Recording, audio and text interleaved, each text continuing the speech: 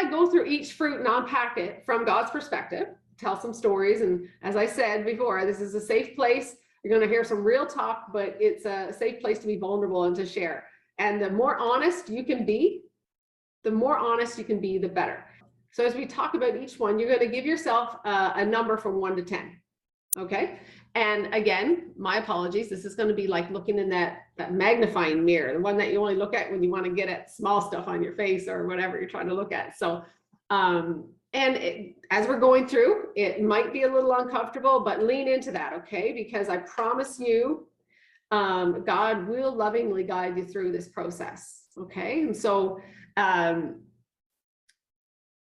so one could be, you know what, no one wants to taste my fruit, and all the way from, you know, if I have the fruit, it's good, but, you know, some of the fruit is bitter to the taste or whatever. So when you grade yourself, give yourself a number from 1 to 10, and there's no judgment, right? This is a safe place.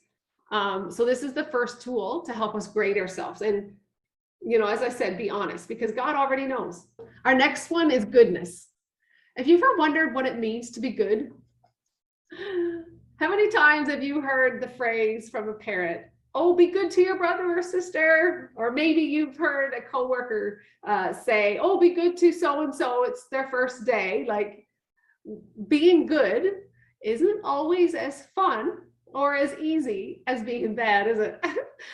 But expressing goodness is necessary if you want to serve good tasting fruit, right?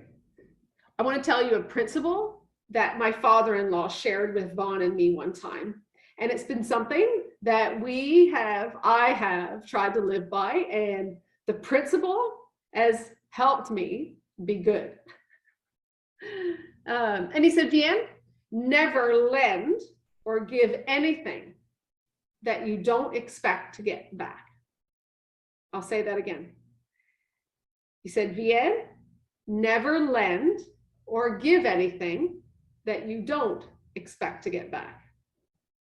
That goes for money, physical items that we have, or our time, and yes, even our words of encouragement. There are many different scenarios in which we can use this principle. However, the real issue is our misplaced expectations. Does that make sense? So let me explain. So if I'm going to give somebody $1,000. I'm going to give you some money. Could be 1,000, could be 300, could be $5. But what happens when, oh yeah, I'll give it back to you next Friday, you can have it. What happens when you don't get it back? What happens when you don't get it back? What happens in your heart between you and that person when you don't get back that expectation that, oh. What happens when you give your time? What happens when you give your time that you don't really have to give, but you're giving it, and then you resent the people for not appreciating the way you thought they would? But I gave this because I felt I needed to do this for you. Well, if you felt you needed to do it, that's where the period ends, right? But we don't stop there. We have expectations on how people respond to us, and it can affect us, right? It can affect us how good we are to them.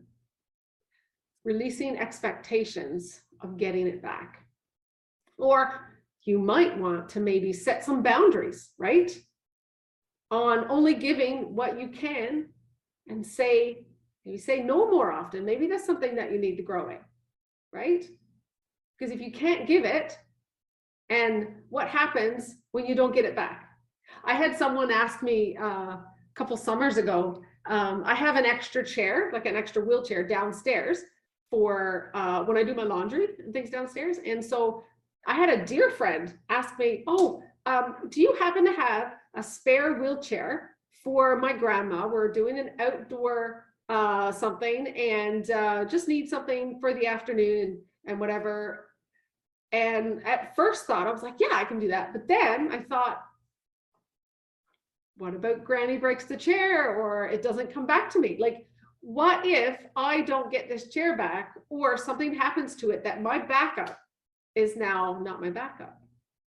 And I really had to think about that. It was really hard to say no to my friend, but I actually had to say no, because I wasn't okay to not get it back.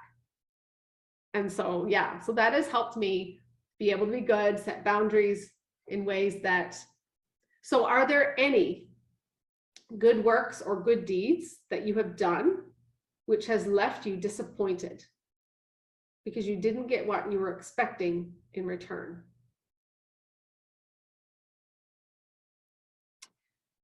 And does this experience stop you from doing or being good in other areas and to other people? Well, the last time I did that, she didn't appreciate it, so why do I even bother? Matthew 6:4 says, give your gifts in private, and your Father who sees everything will reward you openly. Rate your goodness. And I know we're putting a number, but that's just something we do. But I believe that we're all going to be challenged to grow in all these areas all the time. It's like that garden. No matter how beautiful your goodness is, no matter how kind you are, no matter how loving you are, there's always going to be a weed to try to choke out that, right? So, but this is just an exercise to really look and say, God, show me my heart.